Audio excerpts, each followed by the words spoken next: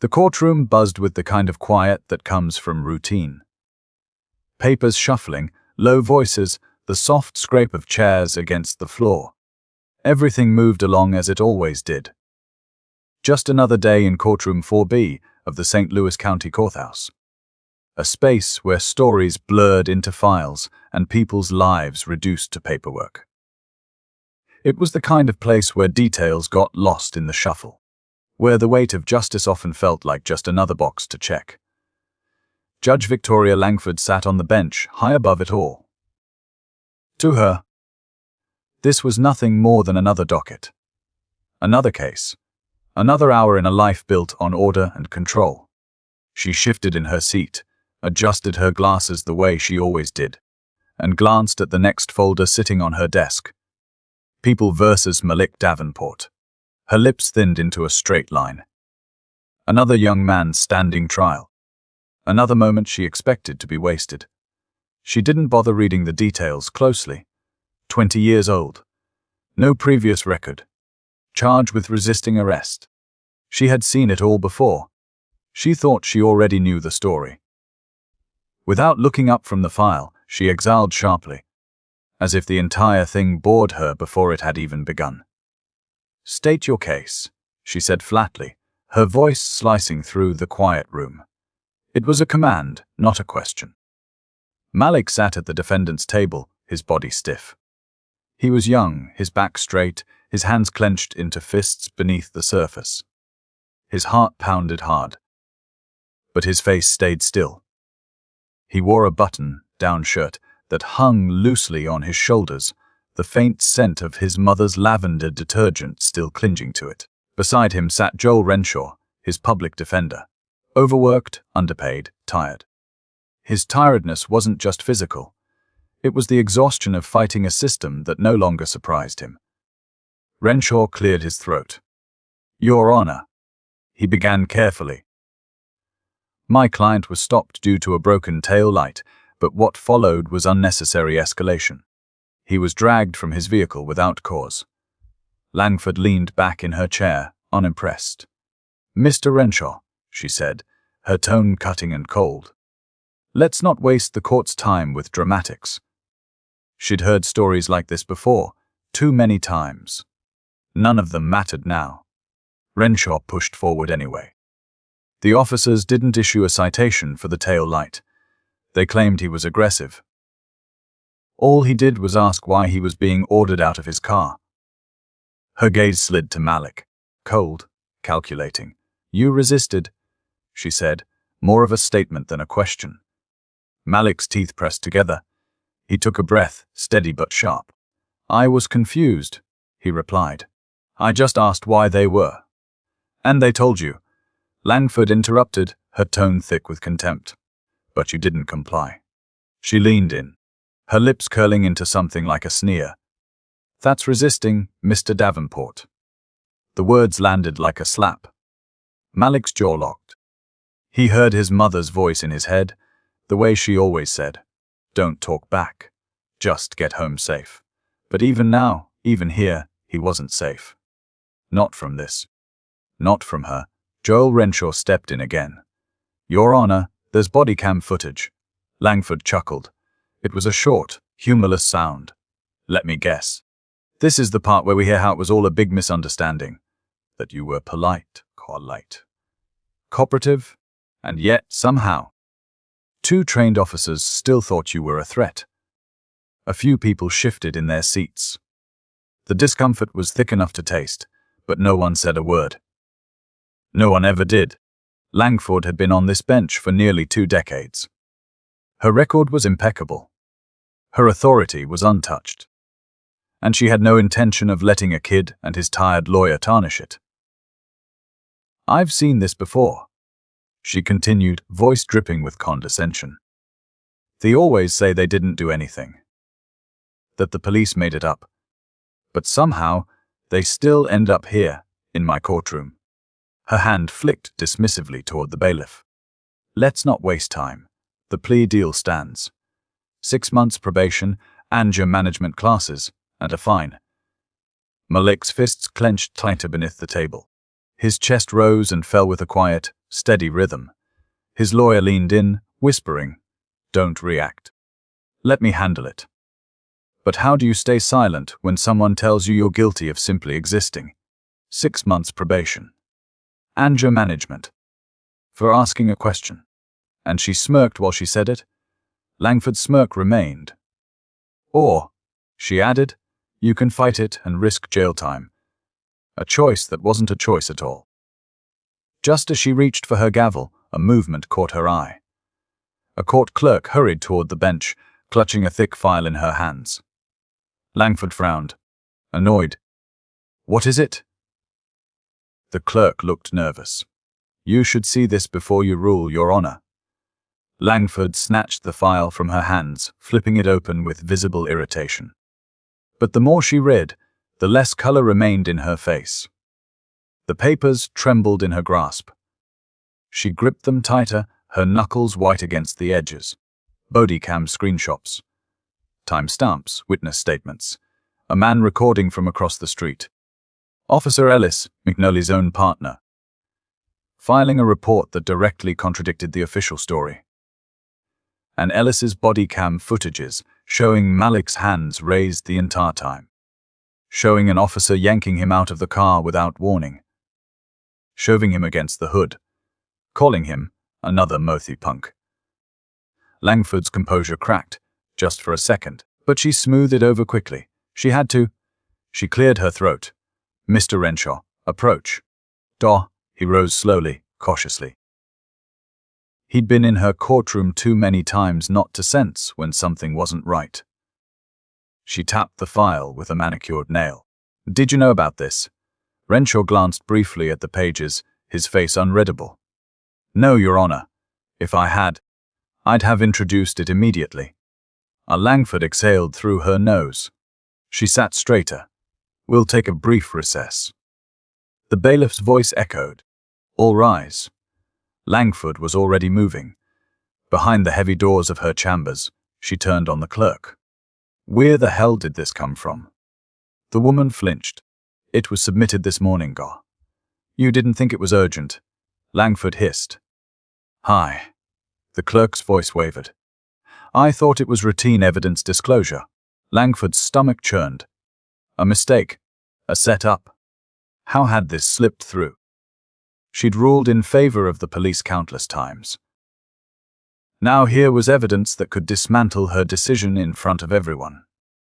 She stared down at the photos again, the video still frames that showed the truth so clearly. Her hands trembled for a moment. She forced them steady. She'd already mocked him. Dismissed him. She'd already made up her mind. And now? Langford adjusted her robe, lifted her chin, and walked back into the courtroom as if nothing had changed. She returned to her bench. Court is back in session. She turned to the young prosecutor. Megan O'Hara was already on her feet, her expression careful but strained. Langford narrowed her eyes. "Miss O'Hara, can you explain why this evidence wasn't presented earlier?" O'Hara hesitated. Her throat worked before she spoke. "Your Honor, the St. Louis PD submitted their files in stages. I assume there was an oversight."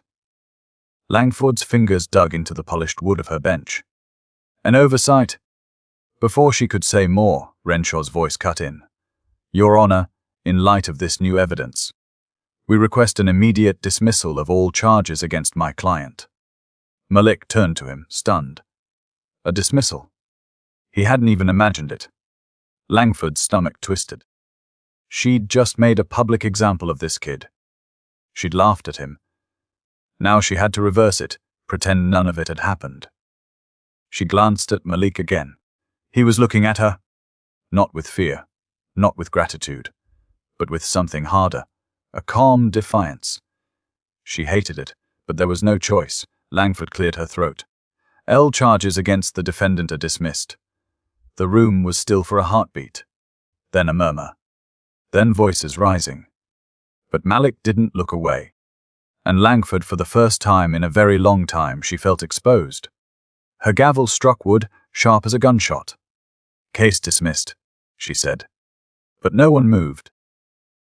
Malik remained in his seat, his hands resting quietly in front of him as if he hadn't just had his life overturned and handed back to him in one sharp, grudging announcement. He watched Judge Langford with a steady calm that was anything but passive. He wasn't relieved. He wasn't grateful. He was waiting. His mother sat behind him, still gripping the bench so tightly that her knuckles had turned pale.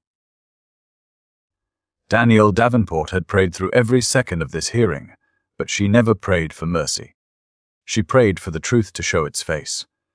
And now that it had, it wasn't comfort she felt. It was resolve. Joel Renshaw leaned in toward Malik, his voice low. "It's over," he said quietly. "You can go." But Malik didn't move. His eyes stayed on Judge Langford, and she felt it. The weight of his stare. The weight of everyone's stare. For years she had ruled from her bench with authority, with complete control. This was her courtroom. And yet, in that moment, she could feel herself slipping. The weight wasn't hers anymore. Then came the scrape of a chair against the floor, and for the first time that morning, Langford's pulse stumbled. Megan O'Hara stood. She was smoothing her blazer, the gesture careful, measured, but her eyes were steady in a way Langford didn't like. "Your Honor," O'Hara said, her voice clear and controlled. "Before we adjourn, I'd like to formally request an inquiry into the handling of this case." The words landed like a stone dropped into still water. A ripple ran through the courtroom. Small sounds at first. Sharp breaths, shifting chairs. But they quickly swelled into whispers, then murmurs, then something louder. Langford's jaw clenched. "Excuse me." O'Hara didn't falter. The suppression of key evidence directly impacted this case. And I believe it's not isolated. I believe there are other cases that warrant review. The walls of the courtroom seemed to close in an inch. Langford's grip on her gavel tightened. She didn't speak. Not yet. Not while the tremor in her voice might betray her. O'Hara turned, her gaze sweeping the room. "Miss Brennan," she said, addressing the court clerk. "Can you confirm when this evidence was received?" The clerk's voice was small. "It was delivered this morning," she replied, her eyes flicking toward Langford with something close to fear. But the defense wasn't informed. O'Hara pressed, her voice gaining strength. The clerk hesitated again. The hesitation said enough. Langford's knuckles whitened against the polished wood of the bench. "Miss O'Hara," she said sharply, "I do not appreciate." With all due respect. O'Hara cut in, her tone firm. "This isn't about appreciation. It's about justice." Odd the word hit like a hammer blow. Justice. A word Langford had wielded so many times it had begun to feel like her own. But not now. Now it hung in the air between them, cold and heavy. Langford's gaze flicked to Malik. She was braced for a look of triumph. But it wasn't there. His expression hadn't changed. He wasn't watching this like someone celebrating a victory. He was watching it like someone witnessing a reckoning. In the back row, someone stood. Langford caught the movement and turned toward it, already feeling her pulse quicken. A man in his 50s, neatly dressed, his suit crisp, his badge catching the light. "Internal Affairs," he said, his voice carrying easily through the quiet that had fallen over the room. "I need to speak with the court." The breath left Langford's lungs all at once. This wasn't a ripple anymore. This was the tide coming in, swift and heavy. She opened her mouth to protest, to demand order, but the man had already stepped forward, past the gallery rail. "Special Investigator Brian Givens," he said. "And I've reviewed the file submitted this morning. This isn't a clerical error." Langford's mouth felt dry. She swallowed, but the lump in her throat remained. Internal Affairs has questions," she managed. "They can be addressed through proper channels." "They already are," Givens replied. He pulled out his phone and tapped the screen. "The Chief Justice is expecting your call." The courtroom was still for a breath, and then the phone on Langford's desk rang. The shrill sound pierced through the silence. Her bailiff, who had stood beside her bench for years, hesitated before lifting the receiver. His expression was carefully neutral, but his eyes flicked toward her, uncertain. "Your Honor," he said after a moment, his voice low. "It's the Chief Justice." Langford reached for the phone with hands that weren't as steady as they should have been. She lifted the receiver, held it to her ear. "Wes." "Sir," she said, "I understand." But she didn't. Not really. She had dismissed the case. She had ruled should have ended there. Instead, it had unraveled. She hung up the phone. The sound was louder than it should have been. Langford looked back out over the courtroom. She saw O'Hara watching her. She saw Given standing patiently, phone still in hand. She saw Malik, seated quietly, his mother beside him. "This court is adjourned," Langford said. No one moved. The courtroom emptied slowly after that, like air leaking from a room. But Langford stayed at her bench, her hands resting on the surface, until the bailiff finally cleared his throat. "Judge," he said quietly. "They're waiting." Langford rose. Her robe settled over her shoulders like a weight. She walked to her chambers without speaking. Inside she paced. She stood at the window and watched the press gathering outside. Protesters were there now, too. Some carried signs, some carried phones. All of them carried judgment. Her assistant, Aaron Calloway, stepped into the room. "Judge," she said carefully, "the Chief Justice wants a meeting." "Today?" Langford didn't answer. She turned back to the window. On the steps outside, Malik stood at a bank of microphones. Cameras flashed. He didn't seem fazed. He didn't flinch. "I wasn't the first," Malik said, his voice steady. "But I'm going to be the last." A reporter asked what he wanted to happen to Langford. Malik was quiet for a moment before he answered. "I just want the system to do its job." Inside the courthouse, Langford's throat tightened. At the same time across town, a panel convened. 5 officials. No cameras. No public gallery. Just quiet voices and the weight of decisions. "Judge Langford," the Chief Justice began, "we've reviewed multiple cases. We see a pattern." But Langford didn't argue. She already knew. She had always known.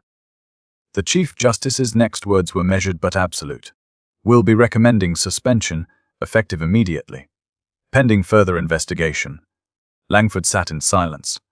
Outside, the crowd grew. On the courthouse steps, Malik stood beside his mother. Joel Renshaw stood a few feet away, watching. Another reporter asked what Malik thought about the investigation into Langford. He shook his head. "This isn't about revenge. It's about accountability." Danielle Davenport placed her hand on her son's shoulder. He covered it with his own. Their hands stayed there, solid, steady.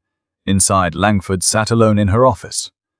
Her phone buzzed with messages she didn't read, emails she didn't open. Her name was on every news ticker in the country. Not for her rulings. Not for her record. But for the thing she never thought would happen. She was no longer the judge. She was the one being judged. The sun hung low in the sky, casting long shadows across the courthouse steps. Malik stood there for a long time after the reporters dispersed. After the cameras powered down, and after most of the crowd had moved on. His mother remained at his side, her hand still resting lightly on his back, as if grounding him there in the moment. Joel Renshaw lingered nearby, sifting through his notes, though they both knew there wasn't much left to do that day. He knew every alley. Malik didn't speak for a while. He watched the building, the windows gleaming with the reflection of a sky about to shift from daylight into dusk. And he wondered how many stories like his had begun and ended in those rooms, in silence, without anyone ever knowing. The echo of Judge Langford's gavel still hung in his memory. Not the sound of justice served, not that day. It was the sound of a door trying to close. But it hadn't. It had cracked open instead, and the world had seen what was inside. "Ready?" Daniel asked him softly. She wasn't rushing him. She was waiting for him to be ready on his own. He gave a small nod. "Yeah," he said quietly. They left together, not just the courthouse, but the story everyone thought they already knew. Inside, Judge Victoria Langford sat in the heavy chair behind her desk, unmoving. The office that once felt like a throne now felt like a cage. The walls seemed smaller. The blinds were closed. But she could still feel the weight of eyes on her. Through the television reports, through the investigations, through every piece of her life, now under the microscope. She stared at the envelope on her desk. Her name was typed neatly across the front. Inside was the notice of her suspension.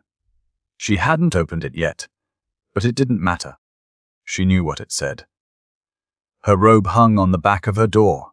She hadn't taken it home. It didn't seem like hers anymore. Aaron Calloway stepped into the room again, quietly clearing her throat. "They're ready for you," she said. Her voice was gentler this time. Almost sympathetic, almost. Langford stood slowly. The motion felt deliberate. Like every inch of it required more thought than she'd expected. "Let's get this over with," she said, smoothing the sleeves of her blazer. No robe, not today. She left her chambers and walked the hall she'd ruled over for nearly 2 decades. The tiles beneath her shoes echoed sharply, a sound she used to find satisfying. It no longer comforted her. Every step reminded her of the power she'd wielded, the absolute authority she believed had made her untouchable. She realized now that it had made her blind. The conference room was already full.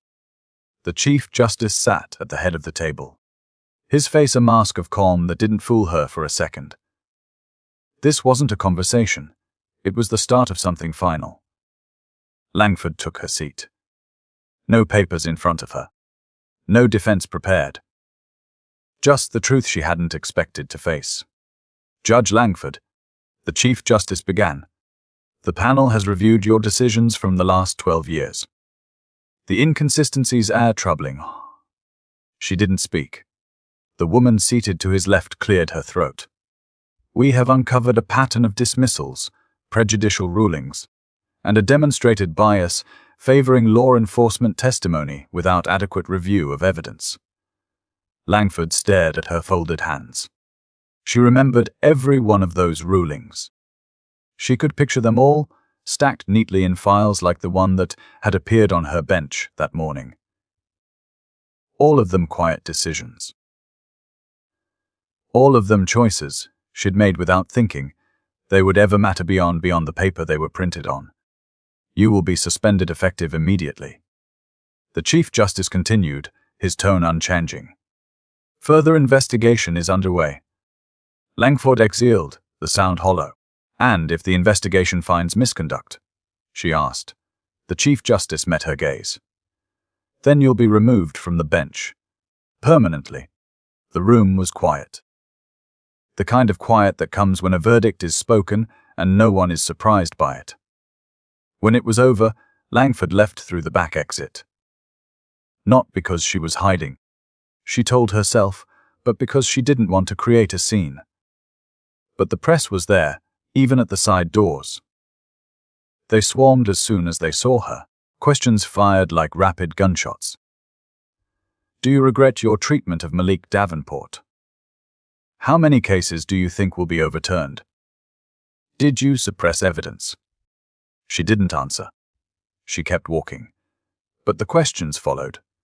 "Do you think you're a racist?" That one made her stop. Just for a second. She looked up, not at the cameras, but at the sky. And for the first time in years, she didn't have an answer. She walked away. Weeks passed. The news cycle didn't die down. More people came forward.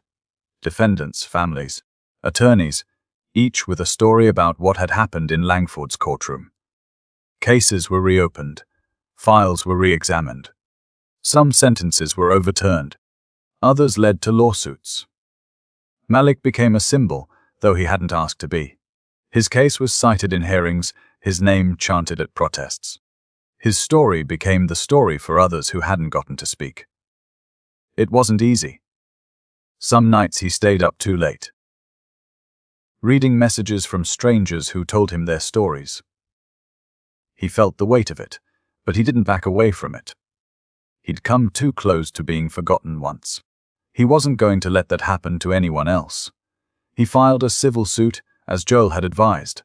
Unlawful arrest, emotional distress, violation of rights. It wasn't about money, it was about making it matter. He was interviewed by national news outlets.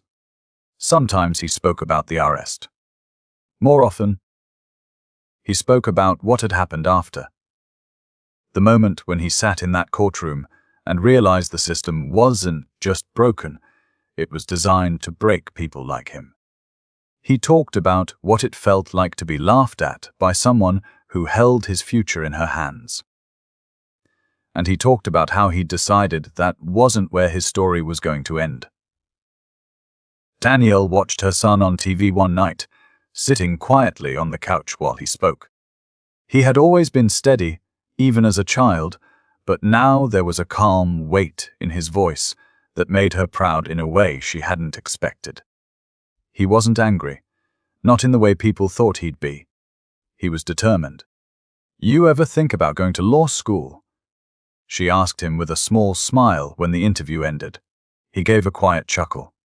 "Maybe," he said. "Seems like there's room for better judges." Months later, Judge Victoria Langford sat in the same office where she had spent so much of her career. It wasn't hers anymore. Boxes lined the floor. Her name was being removed from the door. Her cases were gone, reassigned, and her judgments were under appeal. Her phone no longer rang with calls of influence. It rang only with inquiries from investigators. She thought about how it had all seemed so simple once. A job. A duty. And how she had stopped seeing the people in front of her as people at all. Just names on a list. Files on a desk. A knock sounded on her door. She didn't answer it at first.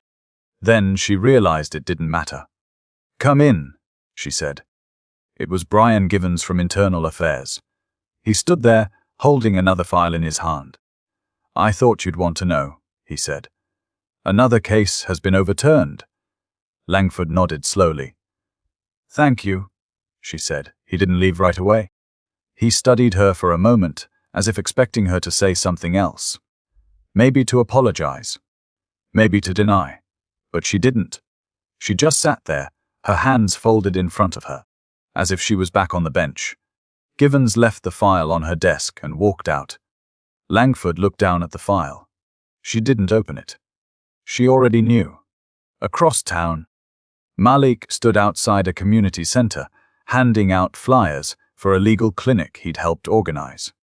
People came to him with questions. He listened. He answered the ones he could. And he wrote down the names of those he couldn't help yet, knowing he would find a way. As the afternoon sun dipped lower, a young boy tugged on his sleeve. "You're that guy on TV," the boy said. "The one who made the judge go away?" Malik smiled faintly. "No," he said. "I'm the guy who made her listen." And that was the difference, because the fight wasn't over. It was just beginning.